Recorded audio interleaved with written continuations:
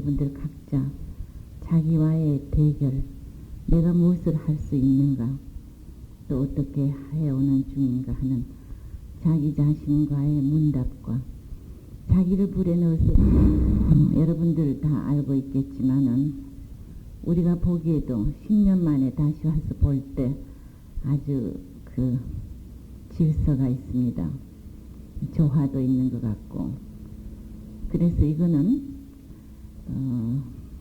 이것을 시작하는 분들 몇 분의 노고와 무슨 창의성 이런 거에 힘이 묻는 바가 많겠지만은 한 분 한 분의 좀 전에 말했던 것 같이 저마다 자기 인생에 최선이 아니면 안 된다고 하는 자기 해결, 자기 대결과의 문제, 여기서 얻어낸 모든 해답이 뭉치고 뭉쳐져서 그 어떤 총력적, 총화적 결과로서 오늘 이와 같은 거대한 우산이 만들어졌지 않나 이렇게 생각을 합니다. 이렇게 긍정적인 삶, 또 진취적인 삶, 어떤 의미에서 안 하던 것도 해보고 무슨 배를 쪼개서 줄인다든지 늘린다든지 하는 것은 한국에서 처음이라는 얘기도 들었습니다만, 이러한 것은 좀 방법이 다르지만은 내가 여러분들에게 하고 싶은 이야기와 같습니다. 여기 제목은 시와 인생이라고 붙어 있습니다만은 김 원장님 말씀이 장거리 전화로 이 제목 합의도 좀 불편해서 붙였으니 마음대로 얘기를 하라고. 그래서 시와 인생이 여러분들이 시에 대해서 무슨 관심이 없다는 건 아니겠지만은 조금 다른 각도로 여러분에게 좀 더 필요할 수가 있을까 싶은 그런 얘기로 바꾸면서 또 문학에 대해서도 얼마간 건드리면서 얘기를 해볼까 합니다. 저는 이렇게 주로 대학생들에게 가서 얘기하는 기회를 좀 가집니다만은 하고 싶은 이야기의 결론은 되게 그런 거예요. 언제나 우리는 삶에 대해서 긍정적인 자세를 갖자. 긍정적인 선택의 자세를 갖자. 일본에 아쿠다가와 류노스케라는 사람이 있습니다. 대단히 천재고 그분은 자살이라는 불행한 수긍할 수 없는 방법으로 생애를 끝마쳤지만은 지금 일본 문학에서 아쿠다가와 상이라는 것은 가장 높은 권위를 인정받고 있는 겁니다. 그분의 작품에, 초기 작품에 갑바라는 게 있어요. 하동이라고 이마 가장자리에 지느러미가 있고 손과 발에도 갈기가 있어서 물에서 살 수 있고 육지에서도 살 수 있는 양서동물인데 백호나 청룡, 인어 이런 것과 마찬가지로 상상상의 존재입니다.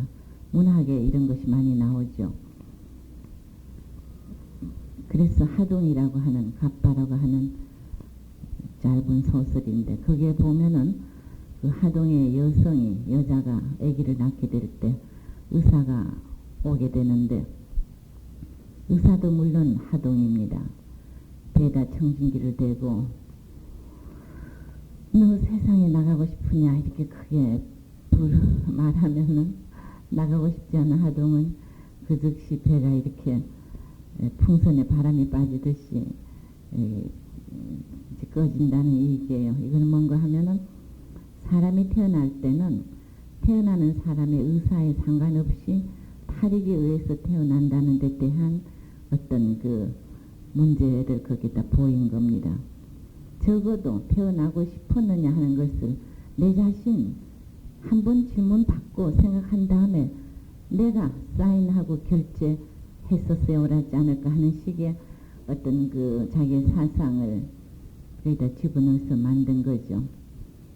우린 그와 같이 탈익에 의해서 태어났는데 내가 말하고 싶은 거는 언제부턴가 그것이 18살 때도 괜찮습니다. 그때부터 무슨 투표권을 가진다거나 또 법적으로 결혼이 가능하다거나 해서 관리에 의해서 성인의 대접을 받는 그때 또는 그보다 늦게나 그보다 먼저거나 언제거나 가네.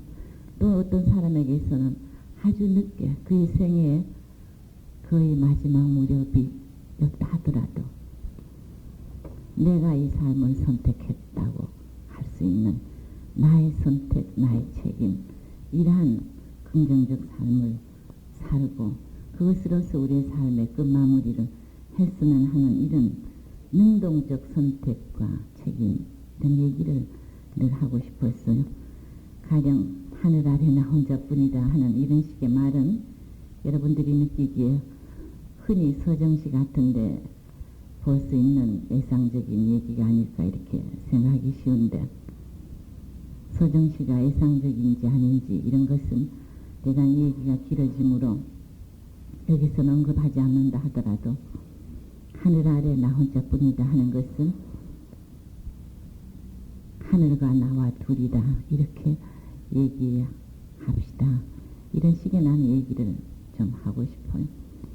하늘 아래 나 혼자라는 건 존재할 수 없어요.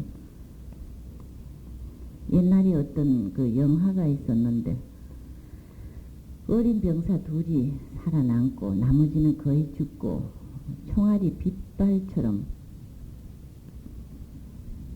그냥 후둑후둑 많이 날아옵니다. 죽음에 대한 얘기를 하면서 사람은 왜 태어날 때와 죽을 때는 혼자인지 모르겠다고 한 병사가 얘기하니까 옆에 있는 병사가 태어날 때는 어머니가 함께 있었지 않느냐고 얘기를 합니다. 안심할 수 있는 것은 죽을 때도 누군가 함께 할 거예요. 그것은 각자의 가치관, 인생관에 따라 다릅니다. 나는 가톨릭교 신자로서 신앙은 별로 없지만은 조물주와 그 피조물인 그가 함께 있다고 생각하는 거죠. 어떤 때라 하더라도 정말 혼자라는 것은 사실상 성립이 되지 않습니다. 인간이 혼자라고 생각할 때 혼자라고 생각하는 인간이 그 옆에 또 사람이 있고 사람이 있다. 사람이 고독하다고 생각할 때 고독한 사람에게 고독한 이웃이 있다 하는 것은 이미 고독은 해소되고 또는 고독은 치유되고 또 어떤 의미에서 고독은 해결되고 어쩌고 이렇게 해서 고독의 상황은 이미 깨뜨려진 거나 다름없어요. 사람은 시간 속에 왔다 가는 손님이다 이렇게 생각하면서 시간 속에서 배우고 깨달으면서 좀 자라나면서 사는 것이 아닌가 싶어요. 인간에게서 가장 큰 비극은 어제 나보다 오늘의 내가 못하다고 하는 그것이 아닌가 싶습니다. 잘은 모르지만은 해밍웨이라든지 가와바타 야스나리라든지 노벨상을 탄 최고의 문학가들이 자살을 했다. 이런 것도 그 비밀을 다 알 수 없지만은 일반적으로 추측할 수 있는 것으로는 그의 삶과 문학이 더 올라갈 수가 없었다고 하는 스스로의 한계성에 대한 단정이 그를 더 살고 싶지 않게 만든 것이 아닐까 이렇게 보는 것입니다. 어제 나보다 오늘이 못하다고 할 때 오늘보다 내가 내일이 못하리라고 할 때 이때 우리가 느끼는 것은 정말로 비참한 일이 아닐 수 없죠. 사람은 만남의 연속이라고 얘기를 했었어요. 여러분과 내가 오늘 만났지만은 여러분은 이 시간 전에 여러 가지를 만났습니다. 자전거를 타고 출근한 분도 있고 걸어서 온 분도 있고 차를 타고 온 분도 있겠죠. 바람에 날리고 있는 불리우고 있는 나무라든지 오늘따라 나직히 안개가 들여왔던 하늘이라든지 이런 모든 상황을 또 새벽에 일어나서 수도꼭지에 물을 틀 때 수도관 속에 가득 들어있던 그 맑은 꽃과 같은 그 물이라든지 축축이 젖어 습기를 머금 거 버려져 있는 조간신문이라든지 이런 거 심지어는 이별조차도 만남이다.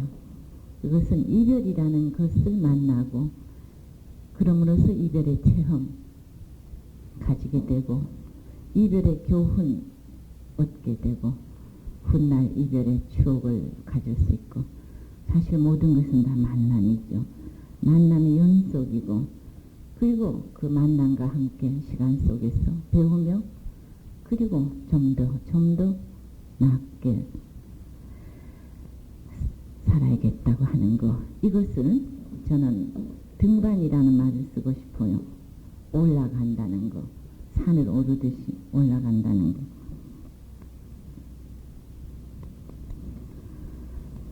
여러분들은 어떤 의미에서 현실적 등반가라고 할 수 있습니다. 또 이것을 외적 등반자라고 할 수 있어요. 문인들은 현실적 등반가이기보다는 조금 다르죠. 어떤 마음으로 심정적일 수도 있고 어떤 의미에서 허구적일 수도 있고 또 다른 말로 내면적 등반일 수도 있어요. 그러나 인간은 어차피 올라가는 것이다. 이렇게 생각을 하고 좀 전에 말했던 것처럼 모든 만남이 우리에게 주는 떨구어주는 것이 있어요. 그것을 나는 매우 유익한 씨앗이라고 생각합니다. 그것을 우리는 추수해서 가진다. 그리고 올라간다는 것, 등반한다는 것. 연애 같은 것도 그런 것 같아요. 사실 2000m 산에 500m를 오른 사람이 만나는 사람들은 500m를 올라온 사람이에요. 정상에서 만나는 사람은 정상을 올라온 사람입니다. 젊은 시대 때는 특히 등반하는 시대, 등반한 만큼의 짝을 만나는 거예요. 노인들은 등반을 못하고 산잘하게 휴식을 취하지만은 젊은이들은 능히 정상을 바라보며 올라간다. 죽은 나무는 안전하지만은 살아있는 나무는 언제나 위험하다. 왜냐하면 생명 자체가 굉장히 위험한 겁니다. 도저히 안심이 되지 않는 것. 왜냐하면 머무르지 않는 것이기 때문에. 그렇게 해서 끊임없는 등반을 통해서 끊임없이 자아 육성을 한다. 자아 개발을 한다. 진정한 자기의 영혼을 찾는다. 내가 어디 있느냐 하는 거, 내가 어디로 가고 있느냐 하는 방향을 찾는다. 방향감각이라고 하는 거. 그리고 나를 객관적으로 볼 수 있는 객관적 시선을 찾는다. 좀 더 있으면 매미들이 울기 시작할 거예요. 매미는 7년 전에 태어나서 흙속인가 이렇게 묻혀 있다고 합니다. 7년 만에 성충이 돼서 어른 벌레가 돼서 울 수 있다는군요. 우리나라의 매미는 7년에 그렇게 되는데 외국의 보편적인 종류의 매미는 17년 만에 울게 된다고 합니다. 잠자리채를 가지고 자꾸 좌우로 다니는 잠자리. 가령 금년에 잠자리에 아기를 낳았다, 알을 낳았다 할 때는 그 어른 잠자리는 자기의 그 알이죠, 알. 좋은 잠자리가 되도록 축복하고 그리고 죽는 거예요.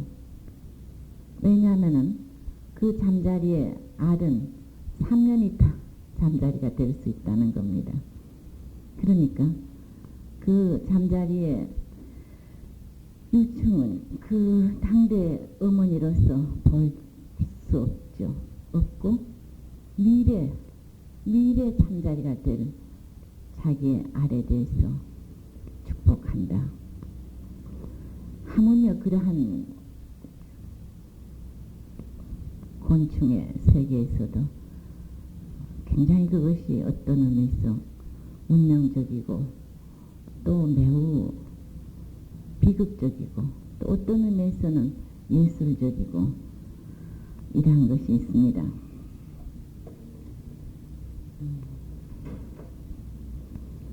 비범한 사람은 행복을 구하고, 아니 평범한 사람은 행복을 구하고 비범한 사람은 가치를 구한다. 이런 글귀를 어디서 보았어요. 물론 여기서 행복이라는 것을 어떻게 규정짓느냐에 따라서 말이 달라지겠죠. 비범한 사람도 행복을 구하는 것이다 하는 데서 다른 말이 있어질 수 없겠죠.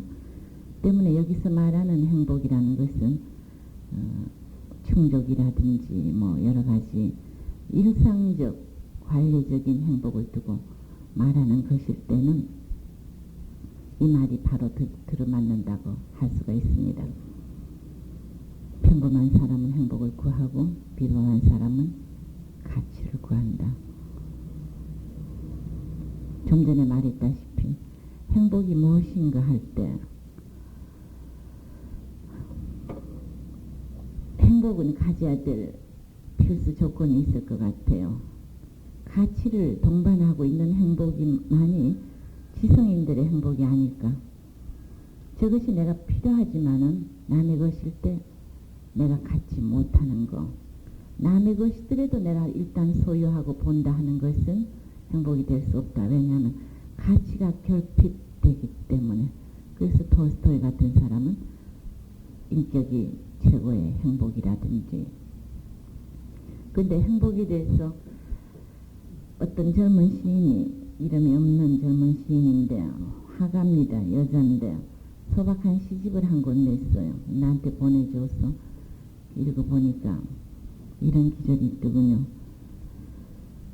행복한 것 중에 하나는 두통이 없는 일이랍니다. 이런 얘기를 듣고 좀 상당히 감명을 받았습니다. 이렇게 소박한 지혜, 여기서부터 우리는 행복을 찾을 수가 있지 않는가. 행복한 것 중에 하나는 하늘이 새파랗다는 일이랍니다. 해풍의 머리카락을 날리면서 먼 수평선을 볼 수 있는 시력을 가진 일이랍니다. 이렇게 우리가 여러 가지로 행복을 깨워낼 수 있겠죠.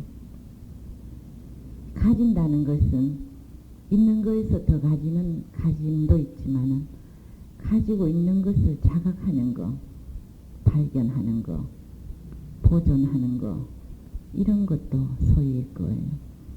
우린 항상 소유를 많이 시들려 버리는 수가 있어요. 가령 아까 말한 그런 식의 행복이라고 한다면은 행복에서도 구원받아야 한다는 말이 성립될 거예요. 만성적 소유에서 오는 나태감, 생동감 없이, 긴장감 없이, 신선감 없이 있어지는 그 지루하고 졸음 오는 시계, 바람이 통하지 않은 행복이라고 한다면은 행복에서도 구원되어야 한다는 그러한 말이 필요될 만큼 행복이라는 거, 행복이 아니라는 것을 말하기 전에 우리가 원하는 것은 적어도 생동적이고 생명이 깃들어 있는 것, 그리고 속에서 새로운 싹이 나올 수 있는 것. 서울에 요새 가서 낯선 식당 같은 데 들어가면은 언뜻 보기에 매우 화려합니다. 왜냐하면 무대기로 꽃을 피워놓고 있다. 근데 그 꽃은 생화일 수도 있고 조화일 수도 있어요. 그것이 조화라는 감각이 아주 빨리 옵니다. 한 1초, 2초 만에 반사적으로 와요. 첫째, 왜 그것을 조화라고 느끼게 되는가 하면은 완벽하기 때문이에요. 시들은 잎도 없고 시들은 꽃도 없습니다. 생화라고 하는 것은 어딘가 한쪽에 아픔, 자라는 어린아이가 손끝에 붕대를 감은 듯이 생각하는 어른에게 어딘가 고뇌가 있듯이 그러한 생명 본연에 긴장이 있어요. 긴장. 윤동주가 저 유명한 시 하늘과 바람과 별과 시 서시에도 별을 노래하는 마음으로 모든 죽어가는 것을 사랑해야지. 거기서 불멸한 것, 영원한 것, 완벽한 것을 사랑해야지 했더라면 그와 같이 우리에게 절실할 수가 없었을 거예요. 모든 죽어가는 것이라고 하는 것, 죽어가는 것이면서 지금은 생명의 불승어리를 촛불처럼 꼭지에 물고 있다고 하는 것. 그런 것이 얼마나 귀중한 겁니다. 그런 시간에는 그런 시간답게 신선한 생동감을 줘야 된다 하는